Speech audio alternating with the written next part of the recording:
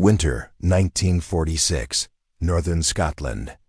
The war was over, but for the men behind the barbed wire, it didn't feel that way.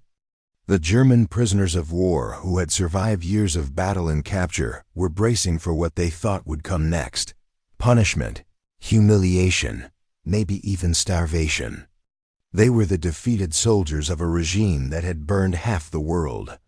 Their homes were rubble, their families silent behind ruined borders, and now they waited in a foreign land for whatever vengeance the victors would decide. Snow fell softly over the wooden huts of the camp, muffling the clatter of tin cups and boots. Each man carried the same thought: the Scots would never forgive us.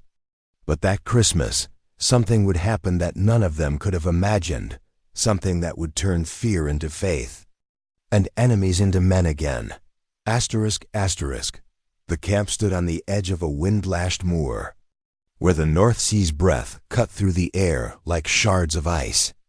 It was one of hundreds of prisoner-of-war camps scattered across Britain, holding nearly 400,000 Germans who had laid down their arms when Hitler's empire collapsed.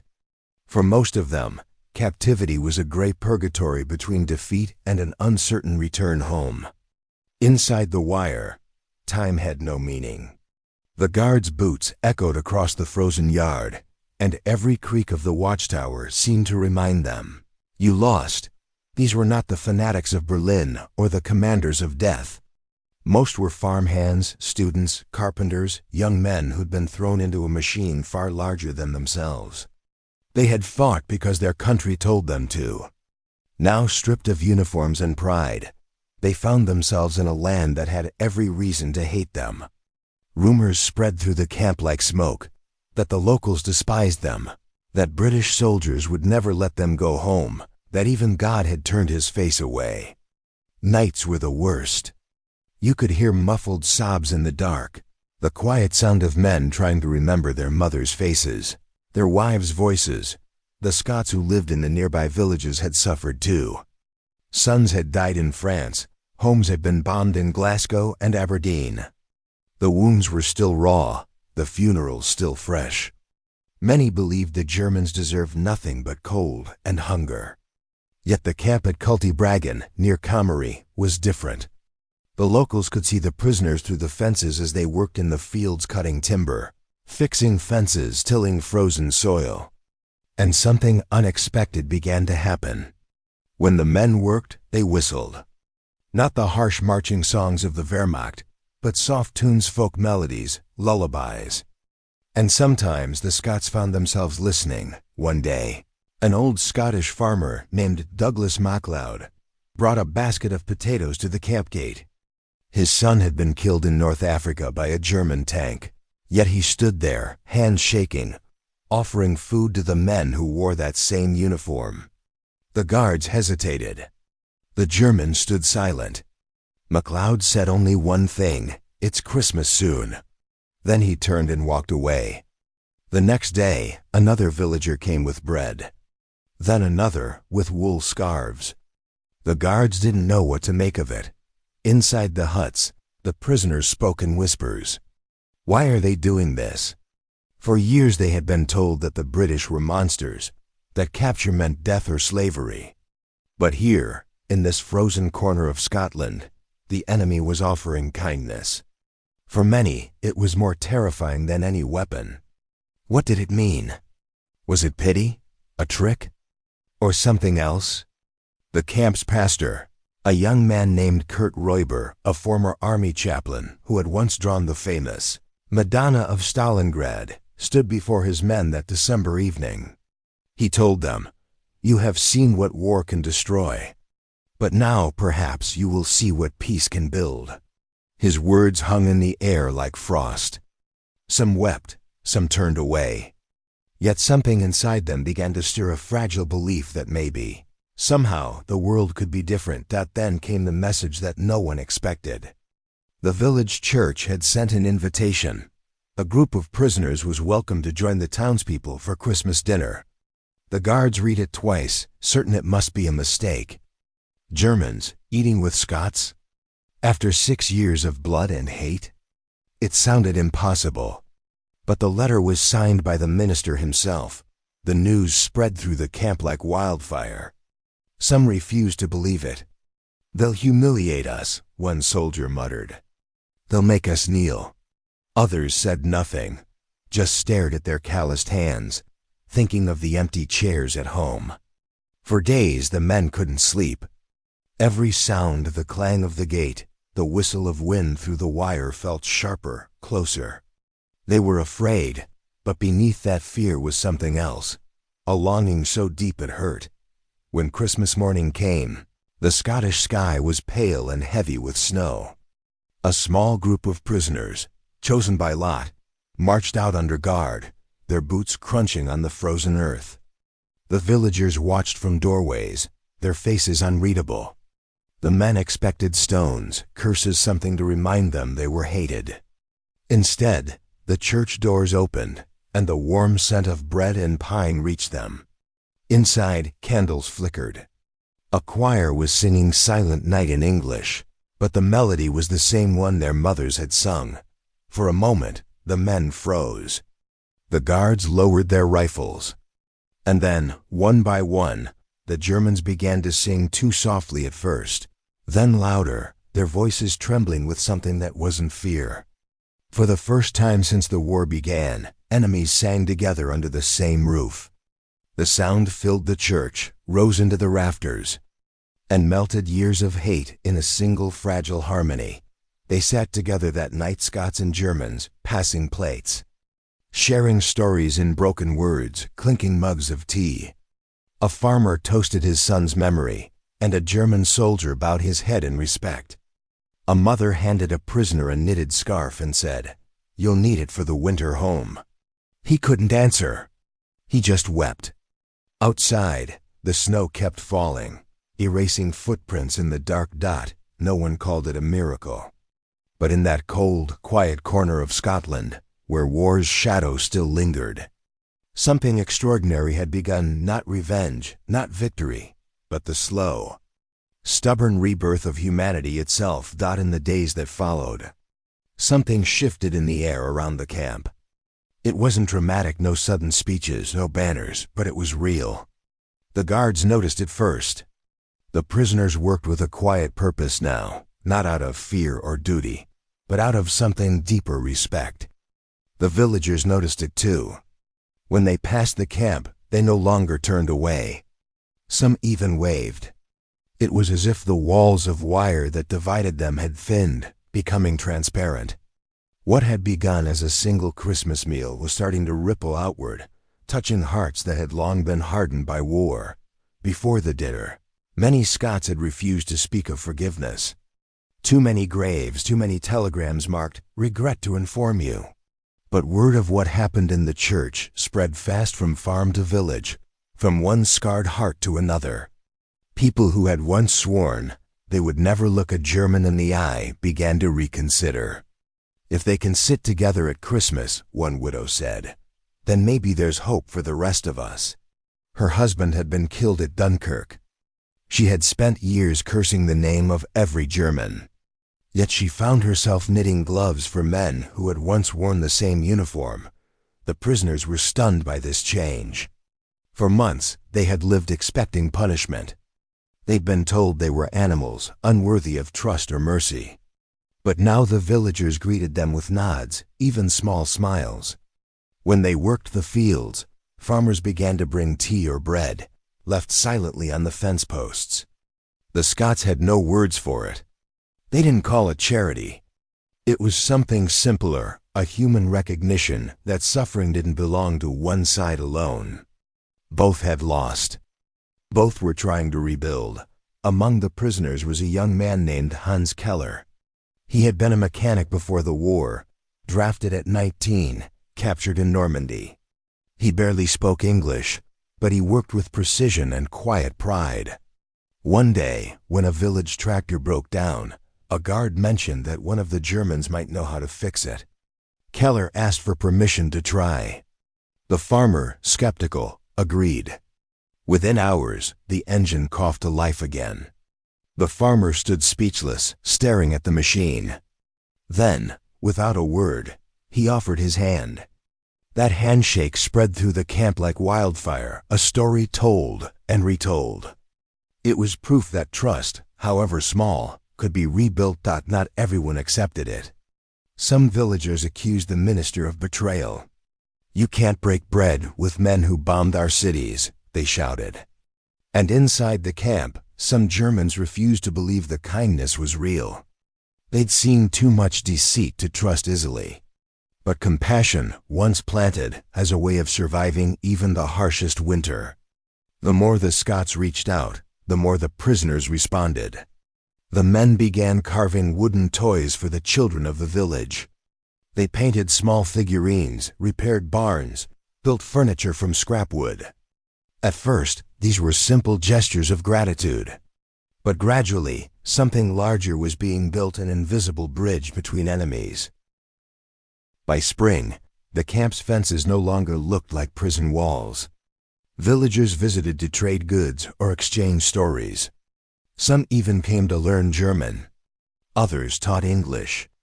Laughter began to echo where once there had only been the hollow rhythm of marching boots. The local paper published a story about it, calling it the Christmas Truce of Comrie. The headline made it sound small, almost quaint. But to the men who lived it, it was monumental. For them, it was proof that war could end twice, once on the battlefield, and once in the heart. Hans Keller later wrote in a letter smuggled home, "They did not treat us as monsters. They treated us as men. I came here a soldier of a lost cause. I will leave here a believer in people." He wasn't alone. Many of the prisoners began to question what they had once believed about their own nation, their own leaders, even themselves. The Scottish kindness didn't erase the past, but it began to heal it. One evening, months after that Christmas, a storm tore through the camp. A roof collapsed on one of the huts. Before the guards could react, villagers arrived with lanterns and tools, working shoulder to shoulder with the prisoners to repair it. In the flickering light, no one could tell who was who, Scot or German, guard or captive. They were just men, covered in the same mud, breathing the same cold air, driven by the same instinct to protect life. When the roof was fixed and the storm passed, the men stood together in silence, watching the dawn break over the hills. For a long moment, there was no war, no victory, no defeat, only the simple fact that they had endured together. The British government took notice. Reports described the Scottish camps as models of rehabilitation, where former enemies learned democracy, community, and mutual respect. Some officials dismissed it as sentimentality, but others saw something profound, a glimpse of what post-war Europe might become if ordinary people chose understanding over vengeance. And in that frozen corner of the Highlands, that's exactly what they were doing. Not through speeches or treaties, but through shared labor, shared meals, and quiet acts of mercy. The barbed wire still stood, but the hatred it once represented had begun to rust. In the years to come, some of those prisoners would stay in Britain, marrying Scottish women, building lives on the same soil where they had once been confined. They would plant farms, raise children, and tell them stories not of battlefields and enemies, but of the Christmas when kindness defeated fear. The war had ended with armies and surrender papers. But peace, the real peace, began here in the simple choice of ordinary Scots to see humanity in those who had once been their foes. Asterisk. By the summer of 1947, the Scottish hills had softened under the weight of new green. The war's echoes were fading, replaced by the steady rhythm of rebuilding. Across Britain, rationing still bit hard, cities still lay in ruins, but in Comrie, something else was taking root. What began as a Christmas dinner had grown into an unspoken pact between two wounded peoples. A decision not to let the past dictate the future. The villagers had grown used to seeing the German prisoners working among them, mending stone walls, cutting timber, repairing bridges that bombs had once shattered. They no longer looked like prisoners. Their uniforms were worn and patched, their faces weathered by Scottish wind and labor. Many had become known by name: Hans the mechanic, Dieter the carpenter, Karl, who carved tiny wooden animals for the local children. The men who had once been the embodiment of the enemy were now simply neighbors and waiting men who helped bring in the harvest, who smiled shyly at the shopkeepers, who bowed their heads in church even when they couldn't understand the words. The Scots, for their part, had begun to see something remarkable. These men, though broken by war, were rebuilding themselves from within. They had been soldiers of a defeated nation, but here, behind barbed wire, they were learning a different kind of strength. They read books about democracy. They debated philosophy with British officers. They learned English, not as conquerors, but as students desperate to understand the world they had once been told to destroy. And in return, they gave what they could. The Germans brought a quiet diligence to everything they touched. When a bridge collapsed in the village, the prisoners offered to rebuild it. The villagers hesitated at first. After all, the bridge had been bombed by Germans. But they allowed it. For weeks, men who had fought for Hitler stood knee-deep in freezing water, setting stones side by side under the watch of Scottish foremen. When it was finished, they carved a small plaque on the underside of the arch. It read, in German and English, "We built this together. For those who come after." That bridge still stands today. For many Scots, this cooperation stirred something painful but cleansing. It was one thing to forgive a man in words, another to share a day's labor with him in silence. The rhythm of shovels and saws spoke more deeply than speeches ever could. Each blow of the hammer was a kind of penance, each shared meal a quiet absolution. The British authorities noticed the change. Reports from Scottish camps spoke of prisoners integrating positively with the civilian population. Officials in London were cautious but intrigued. In Germany, propaganda had once portrayed Britain as cruel and vindictive. Now stories were filtering back of Scots who shared food with their captives, who invited them to church, who treated them not as Nazis but as men. For a Europe bleeding from hatred, these small stories mattered. They became symbols of what peace could look like if ordinary people led the way. Among the Germans, something even deeper was happening. They began to speak openly about what they had seen during the war, about guilt, shame, and the burden of obedience. Many had never dared to voice such thoughts before. Inside the camp's chapel, former soldiers confessed to their chaplain that they no longer knew what it meant to be proud of their country. "We were told we were the best," one man said, "but now I think the best thing is to be human." The Scots listened. They didn't absolve, but they didn't condemn either. And in that fragile exchange of honesty, real understanding began. Not all the wounds could be healed, but they could be faced, and that in itself was a kind of victory. When the time came for some of the prisoners to be repatriated, the farewells were unlike any the guards had ever seen. Villagers came to the gates carrying gifts: bread, jam, knitted scarves. Children clung to the hands of the men they had once feared. Tears flowed freely on both sides. One Scottish mother pressed a small Bible into a German's hands. "You helped me when my roof fell," she said softly. "Now take this and remember us kindly." As the trucks pulled away, the Germans waved through the wire, their eyes red, their throats tight. They were going home to a country in ruins, but they carried something with them that no victory or defeat could take: the proof that forgiveness was not a weakness, but a force stronger than any army. Some prisoners asked to stay, and Britain allowed it. Men who had come as enemies became settlers, husbands, fathers. They worked the land they had once feared they would die upon. In time, their children would grow up speaking both German and Scots, their family stories woven from both sides of the war. Years later, historians would look back on this moment and call it an early seed of reconciliation, the first quiet steps toward the unity that would one day shape Europe. But at the time, no one thought in such grand terms. For the people of Comrie, it was simpler. A group of strangers had shown that even after the darkest years humanity had ever seen, goodness could still be reborn in the smallest acts: an invitation, a handshake, a song. And perhaps that was the true victory of that Scottish Christmas. Not the defeat of Germany or the triumph of Britain, but the rediscovery of what it meant to be human after all that inhumanity. By the late 1940s, the scars of war still marked every horizon of Europe. Burned-out cities rose like skeletons against the gray sky. Trains carried the displaced, the lost, the hungry, the forgotten across borders that no longer seemed to mean much. But amid that chaos, small sparks of compassion were beginning to glow. And one of those sparks had been lit in the Highlands of Scotland. The story of the Comrie camp spread slowly, at first passed from mouth to mouth, from soldier to officer, from chaplain to politician. A British report described the Scots' treatment of their German prisoners as a remarkable success in re-education through human contact. It sounded bureaucratic, almost clinical, but behind those words lay something extraordinary.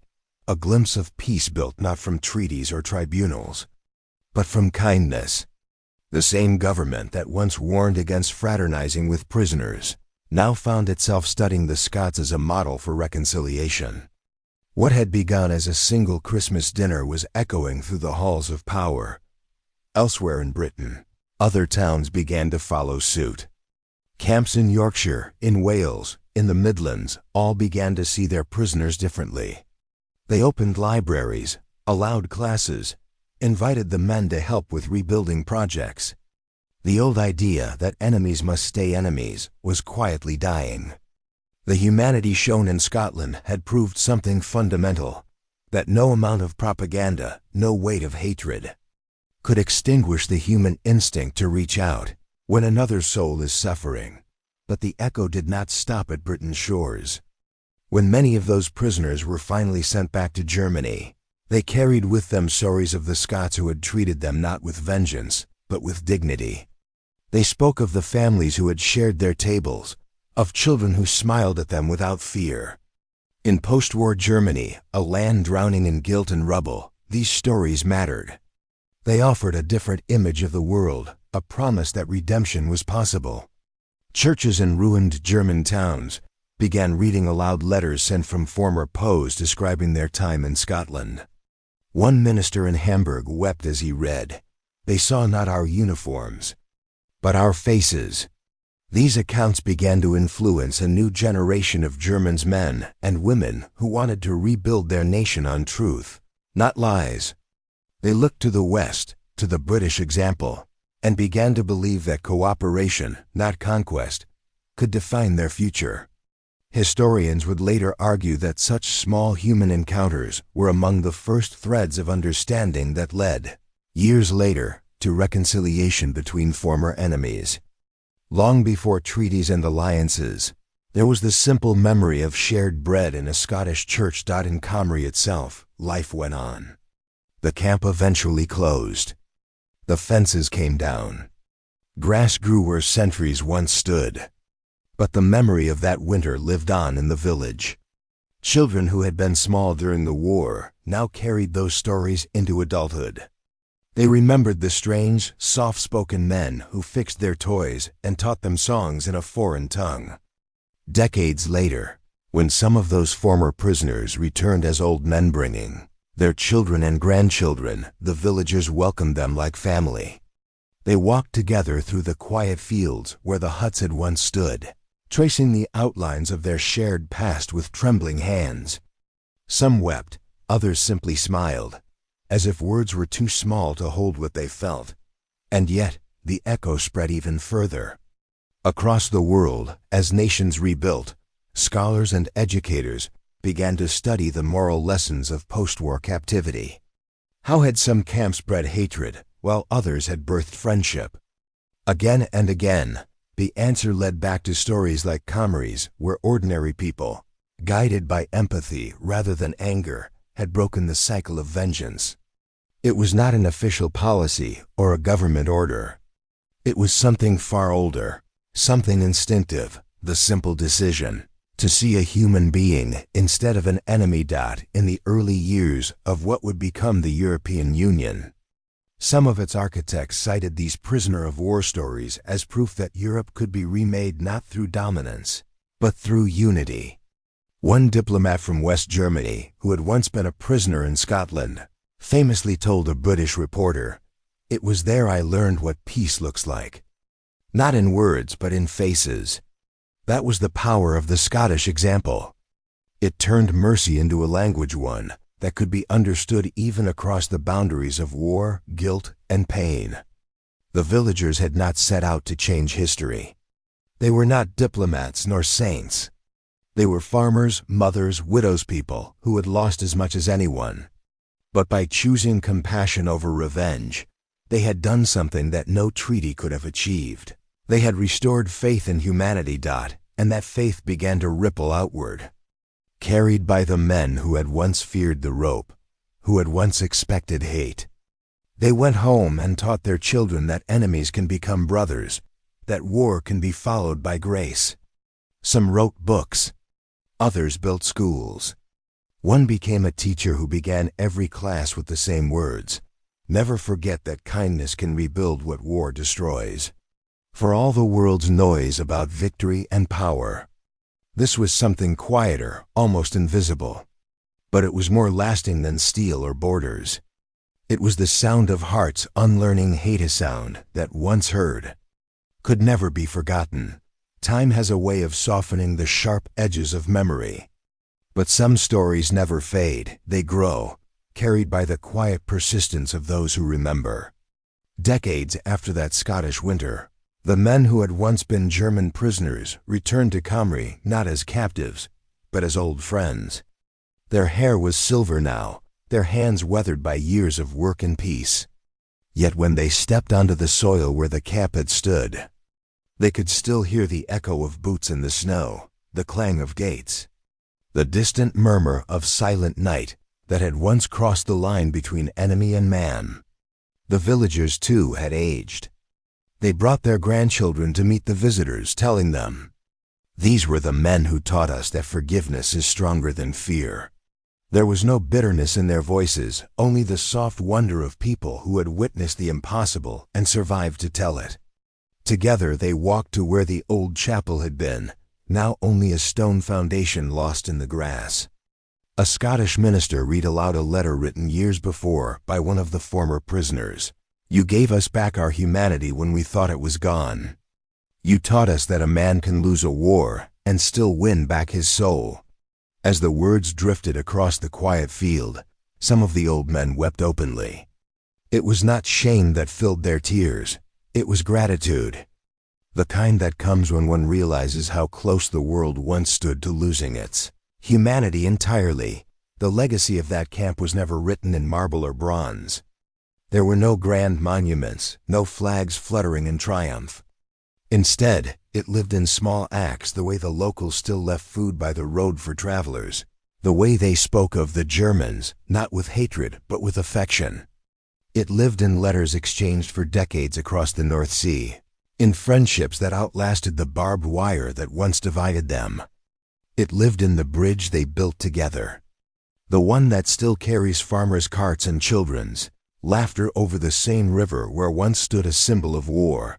Historians often measure the end of wars in treaties, in lines drawn on maps. But the real peace, the kind that endures, is measured differently. It is measured in the moments when a hand extends across the divide, when someone dares to forgive without being asked, when kindness is offered not because it is deserved, but because it is needed. That is what the Scots gave to those German prisoners. Not absolution, but a chance to remember what it meant to be human.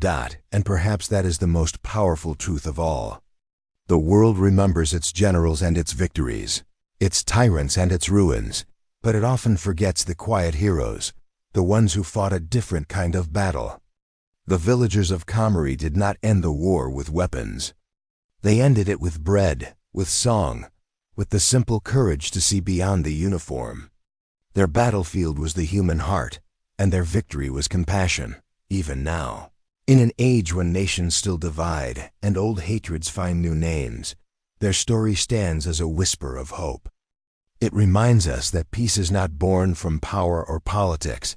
It begins in the smallest acts of mercy. A man handing food to a prisoner. A woman knitting a scarf for someone she was told to despise. A community choosing to see dignity where it had every reason to see guilt. The snow that fell that Christmas long ago has melted 1,000 times over.